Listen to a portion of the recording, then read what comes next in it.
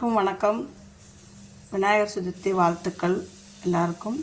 இன்றைக்கி வீட்டு சமையலில் கார கொழுக்கட்டை எப்படி செய்கிறதுன்னு பார்க்குறலாம். அதுக்கு உளுந்து ஒரு டம்ளர், காரத்துக்கு ஏற்ற மாதிரி பச்சை மிளகா, நைஸாக அரிஞ்ச கருவேப்பிலை, பொடியாக அரிஞ்ச பட்டை மிளகாய், தாளிக்கிறதுக்கு கடுகு, உப்பு தேவையான அளவு, பெருங்காயத்தூள், தேங்காய் கொஞ்சம். மிக்ஸி கப்பில் உளுந்து போட்டுக்கணும். உளுந்து தேவையான அளவு பச்சை மிளகாய், அதை ஒன்று ரெண்டாக அப்படியே நைஸாக அரைக்காமல் 1-2 அரைக்கணும். உப்பு மூணையும் சேர்த்து 1-2 குறைன்னு அரைச்சிக்கணும். இந்த மாதிரி 1-2 அரைச்சி எடுத்து வச்சுக்கணும். இந்த பாருங்க, தண்ணியெல்லாம் ஊற்றக்கூடாது. 1-2 அப்படியே அரைச்சி எடுத்து வச்சுக்கணும். எடுத்துட்டு இந்த இட்லி தட்டு மூடியில் இட்லி தட்டில் தட்டி வேக வைக்கணும். இந்த இப்படி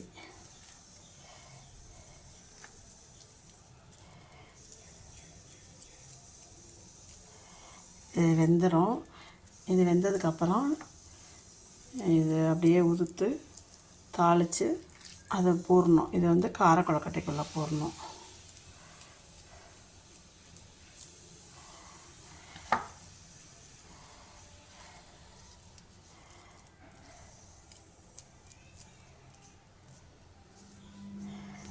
இதை அப்படியே ஆவி காட்டி வச்சுக்கணும். அதை பூர்ணம் வேக வச்சோடனே நம்ம இங்கே கொழுக்கட்டைக்கு மாவு பசைஞ்சுக்கலாம். ஒரு 1/2 கிலோ மாவு உப்பு போட்டு பசைஞ்சுக்கலாம். வெந்நீர் காய வச்சு அது இந்த மாவில் ஊற்றி நல்லா கொழுக்கட்டை மாவு பிடிக்கிற இதுக்கு பக்குவத்துக்கு நம்ம பெசரி வச்சுக்கணும். இந்த வெந்நீர் காய வச்சுருக்கோம். வெந்நீர் ஆனால் ரொம்ப கொதிக்கக்கூடாது. இந்த பபுள்ஸாக வரும்போது அமர்த்திடணும். மாவில் கொஞ்சமாக ஊற்றிட்டு மாவு பிசைஞ்சிடணும். சூடு பொறுக்க கையில் முதல்ல கரண்டியில் கிண்டிக்கணும். அதுக்கப்புறம் கையில் கிண்டிக்கணும். இந்த வேக வச்சு எடுத்து வச்சுக்கிட்டாச்சு. இதை இனிமேல் உதுத்து வச்சுக்கணும். இந்த உளுந்து ஆறுனதும் இதை உதுத்து இப்படியே வச்சுக்கணும். சுற்றி வச்சுட்டு எப்போ தாளிக்கணும். இருப்பு சட்டி போட்டுக்கணும். இருப்பு சட்டி காஞ்சதும் எண்ணெய் ஊற்றிக்கணும்.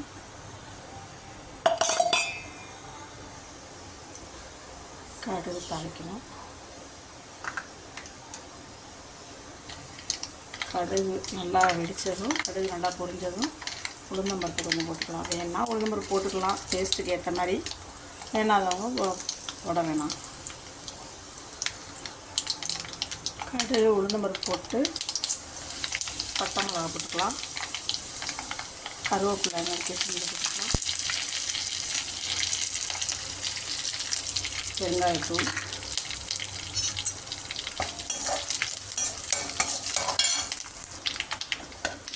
இப்போ இந்த உளுந்தை உதிர்த்து வச்சுருந்தோம்ல, இந்த உளுந்தை அதை போட்டுடணும்.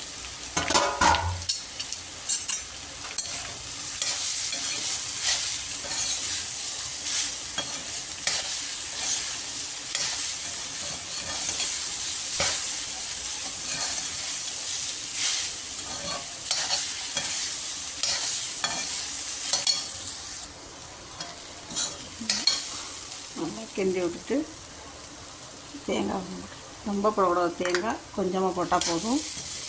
இது அவ்வளோ டேஸ்ட்டாக இருக்கும். இந்த மாவோட உள்ளர வச்சு கொழுக்கட்டை வேக வைக்கணும். இதை ஒரு தடவை நீங்கள் செஞ்சு பார்த்துட்டு எப்படி இருக்குன்னு சொல்லுங்கள் எல்லோரும். மாவு பிசைஞ்சு வச்சுருக்கோம். கையில் ஒட்டாமல் நல்லாயிருக்குப்பா. இந்த மாவை தட்டிட்டு இதுக்குள்ளே பூர்ணத்தை வச்சு அப்படியே மடக்கணும். இது மாதிரியே செஞ்சு வச்சு வேக வச்சு எடுத்து வைக்கணும். அந்த மாதிரி உள்ளே வச்சு மடக்கியும் போடலாம். இந்த மாதிரி மாவில் இப்படி இந்த கொழுக்கட்டைக்கு பூர்ணம் வச்சோம்ல காரம், அதையும் போட்டு இப்படி பிசைஞ்சு இதை புடி கொழுக்கட்டை மாதிரியும் செஞ்சு அப்படியே வைக்கலாம்.